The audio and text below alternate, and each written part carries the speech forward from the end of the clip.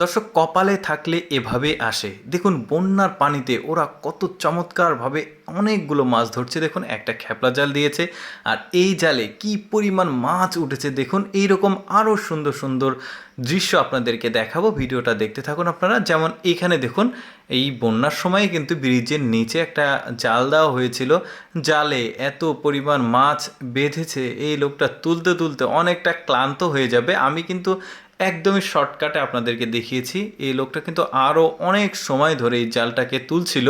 আমি একটু সময়টাকে কমিয়ে দিয়ে আপনাদের সামনে দেখাচ্ছি, বেশ চমৎকার, যেহেতু অনেকগুলো ফুটেজ দেখাতে হবে। তারপরে এখানে দেখুন এখানেও বন্যা হয়েছে, ভুট্টার ক্ষেত দিয়ে পানি স্রোত যাচ্ছে, এখানে রাস্তা, এই যে রাস্তার উপর যখন এই মাছ উঠে এসেছে বড় সাইজের একটা ব্রিগেড মাছ, এই লোকটা কিন্তু এই নেটটা দিয়ে মাছটা তুলেছে।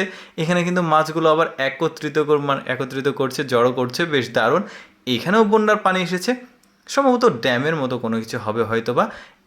এটার উপর দিয়ে কিন্তু পানির স্রোত যাচ্ছে, সাথে সাথে ছোট ছোট সাইজের অনেক মাছ নেমে আসছে। লোকটা জাস্ট ক্যারেটটা দিয়ে এখানে আটকে দিয়েছে, মাছটা কিন্তু সব এই ক্যারেটের মধ্যে বন্দি হয়ে যাচ্ছে। লোকটা আরামে ধরছে, দেখুন কত মাছ পানিতে দৌড়ে বেড়াচ্ছে, দেখতে বেশ দারুণ। কিন্তু দর্শক প্রতিদিন এইরকম এক্সেপশনাল ভিডিও দেখতে আমাদের ইউটিউব চ্যানেলটি সাবস্ক্রাইব করে রাখুন। ধন্যবাদ।